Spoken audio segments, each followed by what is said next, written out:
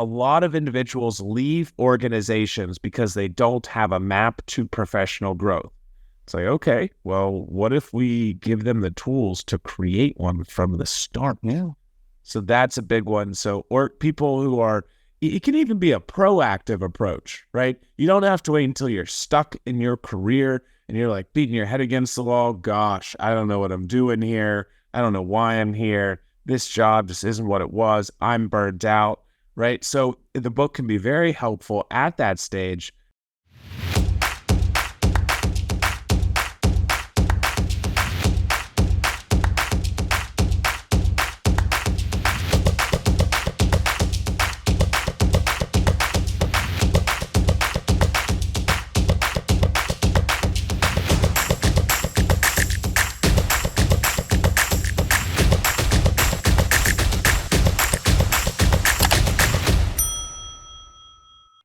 Hello, hello, hello. Today, we have the brightest person I ever meet in my life. He loves bringing people together. As an entrepreneur, TEDx speaker, and author, he is passionate about connecting people and guiding diverse teams to tackle specifically complex challenges. He is all about making impact. And today, he is a certified Six Sigma Black Belt, Agile HR practitioner, Scrum Master, and project management professional. He sits on the board of the Homeless Children's Education Fund. And recently, he presented his new book called Pathfinders, that is designed to provide professionals at all stages of their career with a structured and strategic approach of self-development and growth. Please meet Pete Schramm. Good morning. How you doing? That was a heck of an intro, and let's add some more fun first. Not just talking about the things that I've done, but maybe about some of the things that other people can do. Thank you for bringing me on. Thank you, Pete, for accepting my invitation to participate in my podcast. So I would love to listen a lot of story about yourself, because I checked different podcasts. I was reading a lot about you, and I was amazed about your capability to cope with many different stuff, and at the same time to keep your message and keep your mission to help people to grow in career and in their self-development. So let's start from what did drive you to write this book, and actually, what is the book about? Yeah, well, let's rewind about kind of my internal why and what overall just makes me jump out of bed in the morning and stay up late at night working. And it came whenever I was growing up on the family farm, and my parents instilled the values in me. Hey, our purpose, your job here, the reason why you ought to be doing whatever you're doing is to better the lives of others. So I said, okay, well, I don't want to make mom and dad mad, so I guess I got to figure out how to do this bettering the lives of others thing. And then fast forward 25, 30 years, and that's still something that I prioritize and value and really focus on as well. So that's kind of the number one item there. And so where'd the book come from? The book came from, me doing more and more speaking and sharing a whole lot of what hasn't worked with people so that they can maybe skip a couple of those problematic steps and some of the wrong turns, on their professional journey. And as far as what's the book about, well, I tried to make it super simple. So the title is Pathfinders, Navigating Your Career Map with a Personal Board of Advisors. And if you notice watching the video, this word career map is bold and personal board of advisors is bold. So I'm a big fan, right? Engineering school tells you to make things, well, sometimes they tell you to make things simple. So we're talking about career maps. Visualize where you've been, where you are, where you want to go. Concept number 2 is a personal board of advisors, this concept of multiple mentors. but it really came down from people continuing to ask questions. Hey, I really enjoyed when you came to speak to my company. Hey, I really enjoyed when I saw you present at that conference. Where can I get more information? So let's give the people what they want. Yeah, amazing. I don't know if I would have such a book 30 years ago, maybe my career had some different path. I don't know. I would like to talk a little bit deeper about career map concept because it's very interesting. You write in your book that it's like to create your vacation plan. It's something very similar. And as much details you envision about your path, as more bigger probability, I would say, to reach your goal. So could you dive a little bit deeper into this subject? Yeah, so Starting point for everybody. Let's everybody that's listening here, close your eyes for a moment, and as long as you're not driving, and think about the last trip that you went on or your last vacation. It could be a business trip or it could be a work trip, right? Or a fun trip, or something that you for personal, or maybe it could be an upcoming trip that's not yet completed but it is scheduled. And let's think about where are you going? What kind of preparation are you taking? Who have you talked to in order to make the most of this trip? Who do you intend to talk with while you're there? What kind of tools or gadgets do you need? A phone, a GPS, a camera, passport, right? Those are the things that you're going to need along the way on the journey.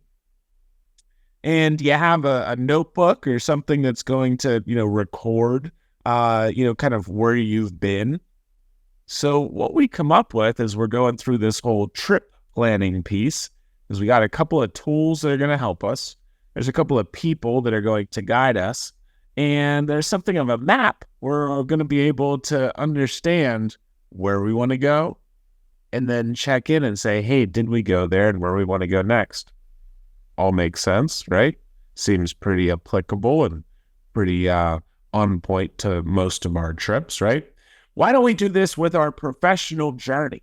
It is also a trip. It is also an adventure of sorts. And we still need those three things. What are those career companion tools? What does that map for our career look like? And who are those pathfinders for us? The guides, our personal board of advisors, not just one mentor, not just listening to my boss, but those couple of different people that can provide those insights, stories, experiences, the do this, don't do that. And, they're going to tell us what we need to hear, not just what we want to hear. Yeah, it's very interesting because, it reflects on my approach to business. I teach young entrepreneurs about, I call it backward mapping. It's mapping backwards. So we decide where you're going to be in 3-5 years. Oh, this is the maximum, I think, time period you can actually manage or influence. And taking this destination, you can build your map of your path of your business backward.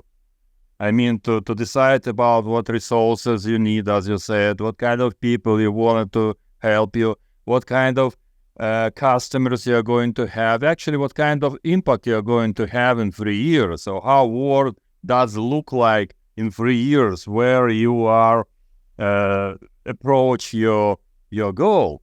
And I call it the maximum ultimate effectiveness of your business. I think, that's amazing. And applying this to individual path in their life, to their career, to their love, it's amazing. It could help a lot. Sure. One quick piece on that: we can do a top down estimate, right? As part of our reverse engineering project, or we can do top down or bottoms up, right? And I like to think this overall concept is begin with the end in mind. So what do I mean by that? Top down means I'm going to kind of say, hey, here's the end of where I want to be. And I'm going to say, okay, if I want to be CEO of a Fortune 1000 company, then before that, I have to do this. Before that, I have to do this. Before that, I have to do this. you have a couple of different options that might be in there versus the bottoms up approach. And again, this is Pete's opinion. Maybe there are more formal terms for this, but it's how I like to talk about it. Then we say, hey, I'm in this role today. And then afterwards, I might be able to go to option A or B or C. And then if I do option C, then what could I do after that? Right? Another option D and E and F. So yeah, in a bottom-up approach, you are very, so you have the problems. You are very risky with uncertainties, black swans, because you know how to overcome it. For example, take the Waze navigator. They think from the destination backward. And in this case, if something happens, they know how to overcome this problem and this specific road. Exactly the same with the path of people in their life or path of the company for the growth. Amazing. So I think your book not only about how to help individuals, your book about how to help companies, because they can use this approach as well. It's very similar, very much similar. And I really amazed about how you explain and describe personal board of advisors, how we can make it. Only one question: how to convince people to become your personal board of advisors? This is, I think, the most important challenge. So let me ask you a question. If somebody who was in the film industry, perhaps, reached out to you and said, "Hey, I've read about your background. I wanted to say hello. This person who you already know suggests that we have a conversation with each other. Would you mind if I just called you for 15 minutes to learn more about your background?" Would you say yes or no?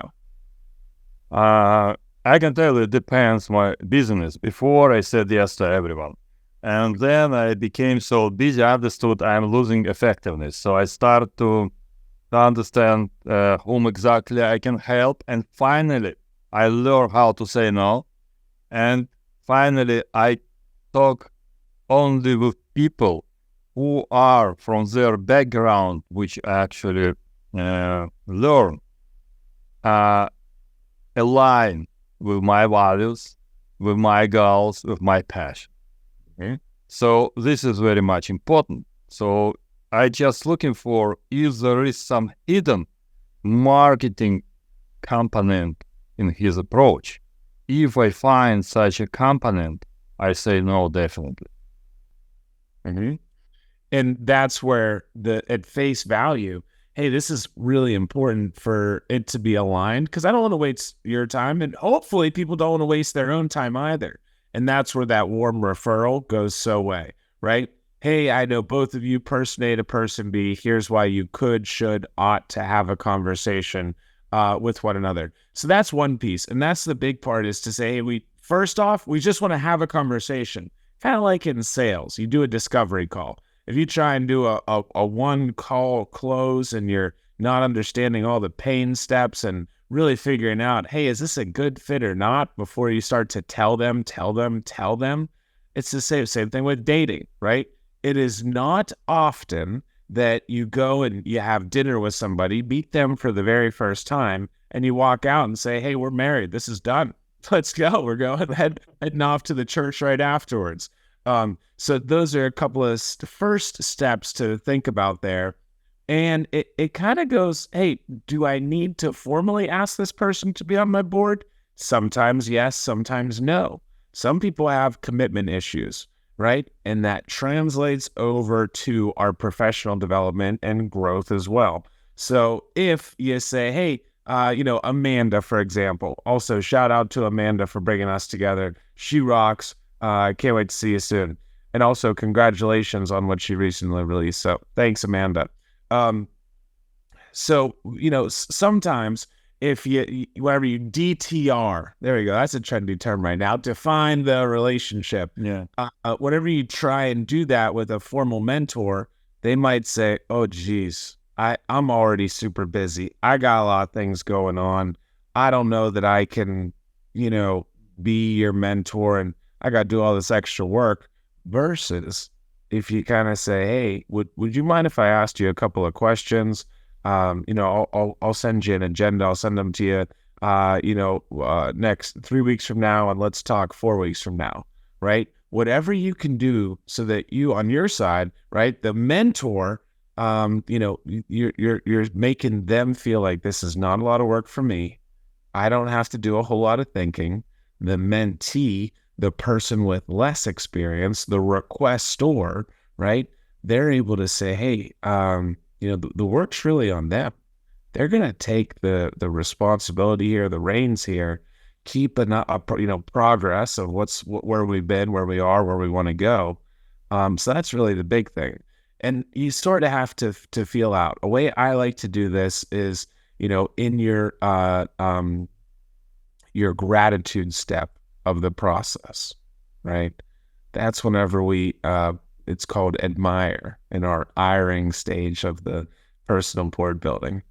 But we're able to say, hey, thank you for being a mentor to me, right? And kind of see how they react. If they're like, what, I'm not your mentor, then okay, we might not want to formally ask. But if they say like, whoa, that's kind of cool. Yeah, I'm happy to be your mentor. Then you're like, okay, cool. We're heading in the right direction. Let's see if we keep sprinkling in some more of these, formalities. So those are some of the different pieces. It's really important. It's not one size fits all. There's also the approach of reaching out, networking, and saying, hey, I'm looking for a champion on my personal board of advisors.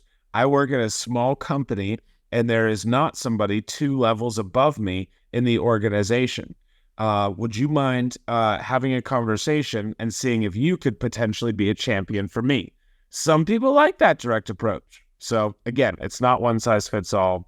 Our goal here is to make sure that you have the tools to make sure it's a one size fits you. Amazing. So how to maintain relationships? Because, relationships, they goes like this. It goes up and then sometimes it goes down again.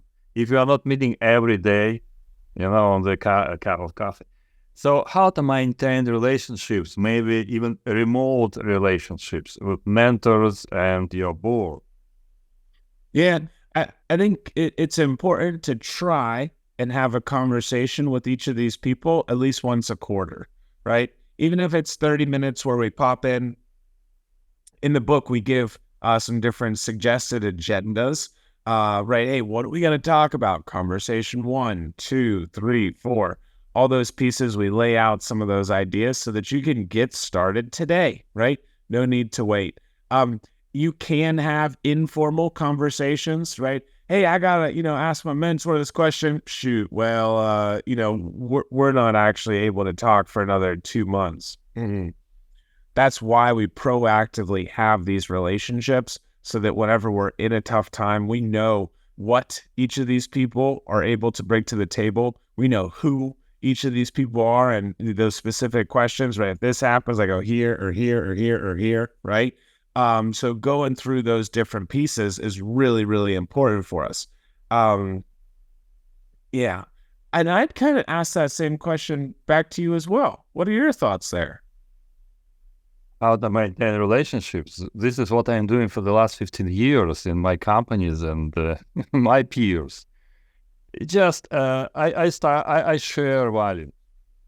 Share value. I'm not talking just about something. It's good to talk about something, but actually every time I meet my peers and I meet my advisors, my investors, or my students, I try to give some value. What kind of value I can deliver? Sometimes I prepare myself for the meeting if I'm meeting with some very high-value people, I would say.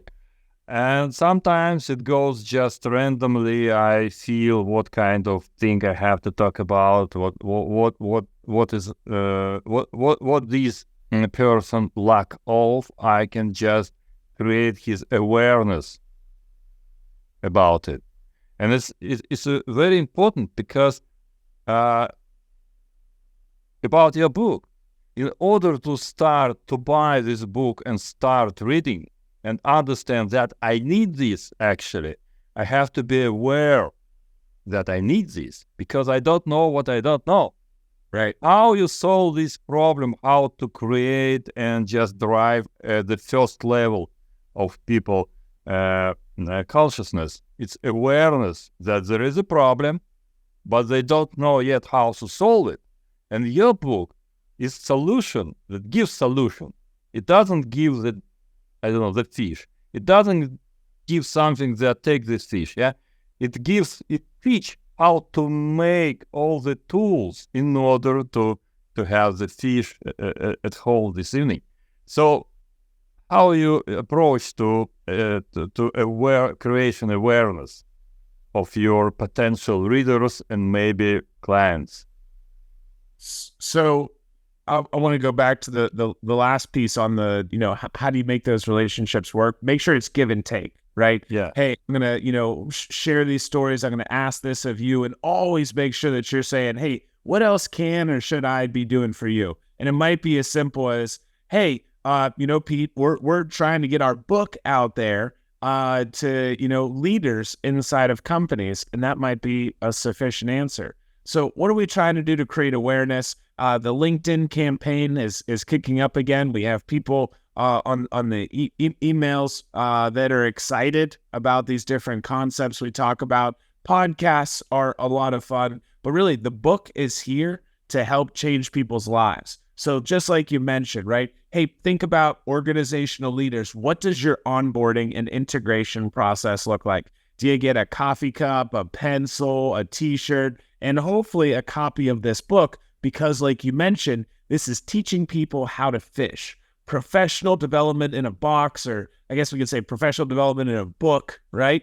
But it's those pieces of a lot of individuals leave organizations because they don't have a map to professional growth. It's like, okay, well, what if we give them the tools to create one from the start? Yeah.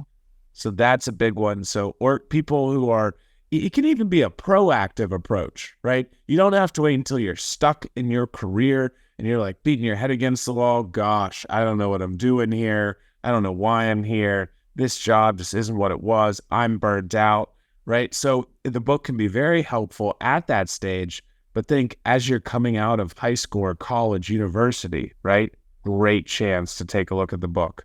If you're in the first 3 to 7 years of your professional career, take a look at the book, right? Even if you're a manager, right? These are concepts in here that you can utilize, because mid-level management is typically going to be in the I'm a mentee and I'm a mentor. And then executives, if we have any leaders that are listening to this, right? When they do listen to this, it's thinking about what can you do to positively, strategically influence your organization, right? That's where we really get to talk about the retention of great talent and information and investing in their people. So those are just a couple of ideas. And of course, I speak on the topic. So it's just a lot of fun for me. And again, this is my way of helping better the lives of others. And now we can do this and they don't have to wait on me all the time. Yeah, one of the most important problems is how to start. So I come to the new organization and I don't know how to start. And if I don't have some goal, if I don't understand how to behave, I don't have the map. I don't know how to start, how to deliver the value. And I just get lost in this organization and get bored. And all this, what you said. So your book helps to overcome this problem, right? And the other piece, so the answer is yes to that. But the other piece is there's thoughts and concepts and ideas in this methodology that can work and ought to work, but it's not one size fits all, right? So if you read this and there's some things in there where you're like, well, I really like this and this and this, but I don't really know if that's other bit is applicable to me. Fine, make it your own. You see the quote in there about Bruce Lee, absorb what is useful, discard what is not, and add what is uniquely your own. I like that one a lot. Thank you very much.